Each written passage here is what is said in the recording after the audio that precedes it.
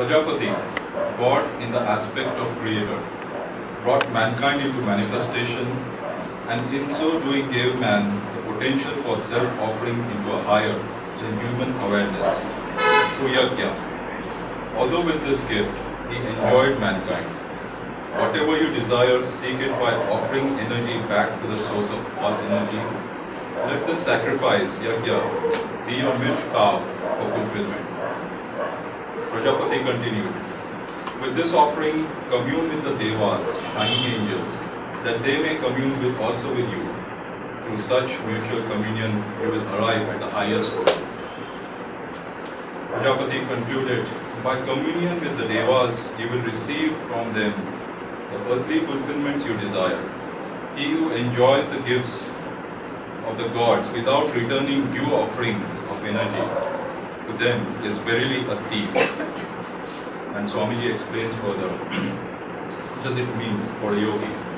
For a meditating yogis, seeking oneness with God, there are subtler meanings to be drawn from these passages. For the energy in the body should be offered continually back for fine-tuning, so to speak, to its source. The negative pole of that source is the body.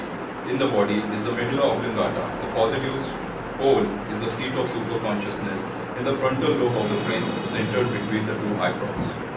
The true yajna is Kriya Yoga, as we shall see later on. Kriya Yoga leads one up the path of the spine, enabling him to unite his little self, the ego, with the infinite self, God.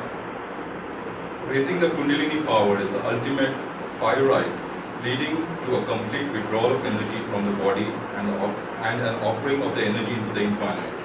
Kundalini begins its ritual by withdrawing energy from the body, sustaining energy in the chakras. Finally, the yogi offers himself for perfect purification in the blazing light of God.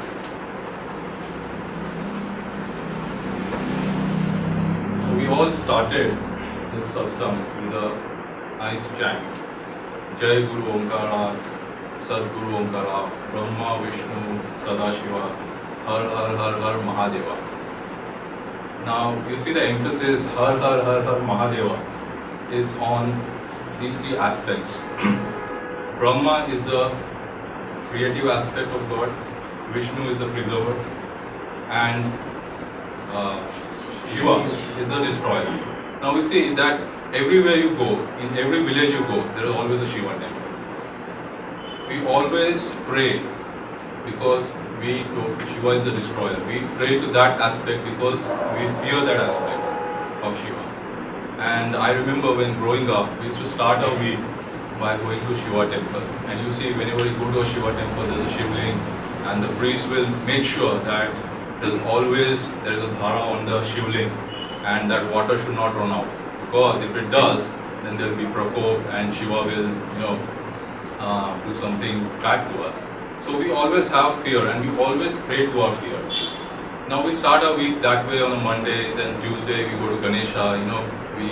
We want to start new things. So Ganesha is supposed to be the Lord which removes all obstacles. So we go to Ganesha, then Wednesday goes by, then comes for all spiritual aspirants, our week is from Thursday to Thursday, because we start our week, attend satsangs on Thursdays, and probably in the Gulf also it's like that. But mostly, let's say for our spiritual people, so we come to our Guru, Guru Brahma, Guru Vishnu, Guru Maheshwara.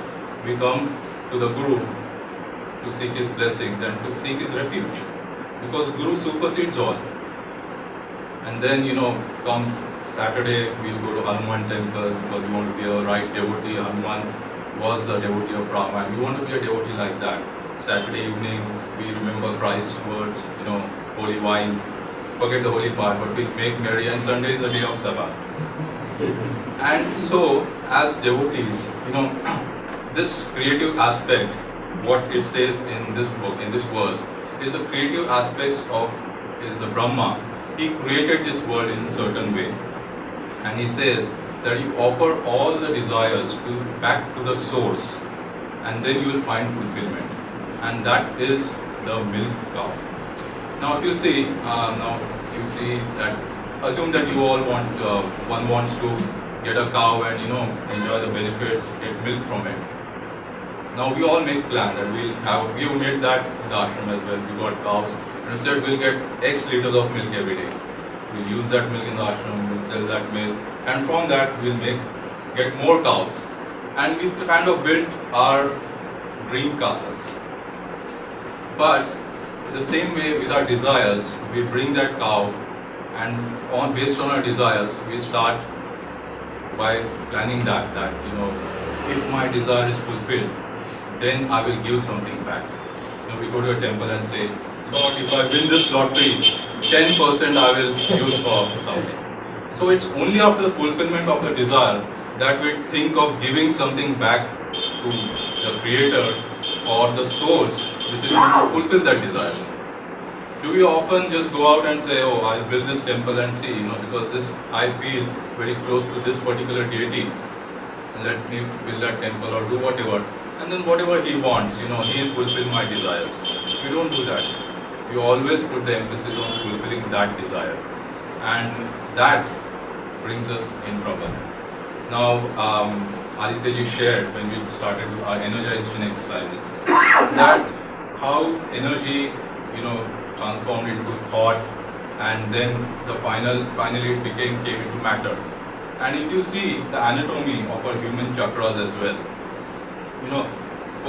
as the energy enters through the medulla oblongata and then it comes down the chakras, and then it finally, it comes down to the lowest chakra, which represents earth. The chakra above that represents water, then fire, then ether, wind, and then ether. So if you see that at the lowest point as the desires get blocked, it gives a material form to that desire. Now when that energy moves, now energy cannot be created or destroyed, it just changes form. So this energy also changes form, and when this energy changes form, what happens really is there's some sort of magnetism. And based on our samskaras or our unfulfilled desires, we are attracted to that kind of magnetism. And that's when we get these desires. So I have a desire for something, you have a desire. It's not necessarily, you may be walking down the road and there will be some desire you get from nowhere. Where does that desire come from? So the most important thing is to track down this desire. It's okay to have this desire. Everybody has this desire. But what is not okay, that the desire starts owning you. It's okay to own things, but things should not start owning you. If you just change that energy and you put that energy into giving that energy back to the source, just like if you start doing good things, if you start having desires for something outside yourself. Now it also says that, talks about Prajapati brought mankind to manifestation, and doing so, he gave potential for self-offering into a higher awareness through yajna. Now, whenever one says yajna means, like when we are growing up or anything in the house, if there's somebody was ill, we'll have a yajna. Something good we have to start, we'll have a yajna. And this yajna, this Vajjis will come and priests will come and they will do all these mantras. And as a child, I used to wonder that why are they saying all these mantras and pouring this ghee, which often we never got. And it's a waste. But how can something outwardly doing that action will fulfill somebody's desires? Now this is all outwardly, and when you come on the path, that's when you realize that yajna is so important. But that yajna is something which has to happen from within. And Master has given us, Swamiji has given us many of such techniques which one can do. Every evening, when after a day you can go before you retire, you can have your own yajna. And in this yajna, you can give away all your desires, all your actions, everything you can give it back to God. And that in true sense is the real yajna. It is not really materially offering something into the fire, it is all symbolic. So when one learns to do that, then he is giving back that energy to its creator. Now we all know that energy travels. For example, you see a dynamo which generates energy, creates electricity, and a dynamo has a circuit. So energy goes around, there must be some resistance somewhere, and then it completes the circuit. And so what we often do is we are attracted by the desire because energy creates magnetism. And with this magnetism, we are attracted by the desire. And what do? If we just go and touch that circuit, what happens? We are going to get a shock. Because what we do is we create a circuit going to the earth. This is what energy is pulled down to the earth, like the earth chakra. But if we insulate ourselves, wear rubber gloves, for example, is it going to, the circuit will still be completed, but will we be affected? No. So same way, we have to insulate ourselves by the teachings of the Guru. We have to insulate ourselves. How do we do that? By Kriya Yoga. And this is what this verse says. By Kriya Yoga, you raise our energy. And as you see, that when the energy comes down, it takes material from gross form and then it becomes solid. But with Kriya Yoga, when you start moving that energy moves up. And when with every chakra as the energy moves up, what it really becomes, it changes form and it becomes more fluid with the next chakra. With the next chakra, what it becomes? It turns into fire, then ether. And this is the sort of expansion that happens. Now when we do energization, we contract, we tense, we release. And what happens to the muscles? We energize them. But what really happens is that energetic level. That energy is released, that energy is expanded. And that energy is available for us when we do our meditation techniques. So what we have to do is the last stanza, it says, by communion with the Devas, you will receive from them the earthly fulfillment desire. He who enjoys the gifts of God without returning due offering of energy is verily a thief. Now just like that, milking that cow, if you don't feed the cow first, it's not going to give us milk. So first we should think of feeding the cow, and then somewhere down the line, when it starts giving that milk, then we can start making the plans. The same way with whatever desires we have, first we have to give that energy. Now how can one give that energy? Now that energy, if you don't give anything and expect something in return, that's what thieves do. And this is what it says. We often go to temples or anywhere, we come and we expect something, always expecting something back. It's not about giving something. So whenever we are expecting that, we are like that. But the moment we change that and we put that and move that energy, and by doing Kriya Yoga or any other practices, even like Amol, we are giving something, offering something which is within us. Like we say in temple, I'll give you this if this happens. That is everything outside. But what are we giving which we already possess? Now we all possess that energy. We all breathing, we all moving. So we have that energy, and this is that energy we always in our meditation, when we become calm, go deep inside and offer that energy back to the Creator. And today's day we all pay taxes. We all, if we get a salary, if you are making 100 rupees, we only get 90 rupees in hand because there's an element called TDS, tax deducted at source. If we are in business, then we have to pay taxes. And you see, once you start paying taxes, you're not really worried about the tax man. Even if he sends a notice, you're not done anything wrong. But same way, when you do these techniques, you also pay your taxes. Like you pay taxes, TDS, at the end of the year, you can claim it back.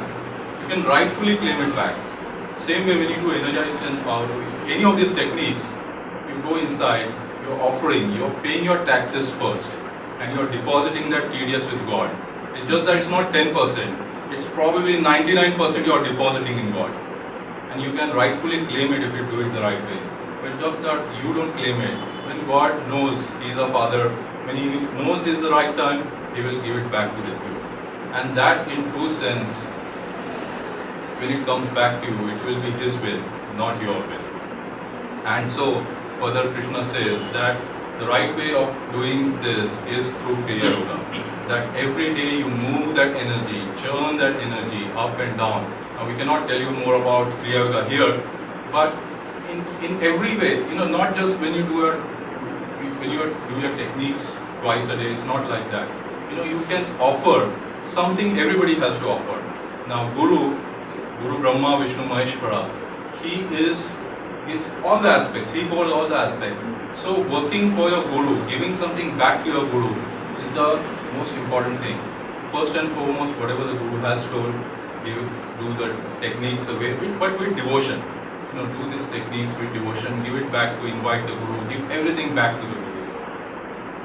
And when you start giving that energy back, you are churning that energy, moving that energy up and down. Like you all know that, and in Krishna's days also there. In the old times, when at home we used to make curd or butter from milk, we took that churner, the ravi, and move it in both directions. We used to churn it. And at that time when we were growing up, it was like magic. There's this milk in front of you and suddenly it becomes butter. How is that possible? This is what happens when we churn that energy up and down in our spine. We move that energy up and down. We are churning that energy. And that added with devotion, you will get that butter of self-realization. And this is what Krishna says, that give that energy back to the source. And don't really worry. When energy flows automatically, the channel is blessed by what flows through it.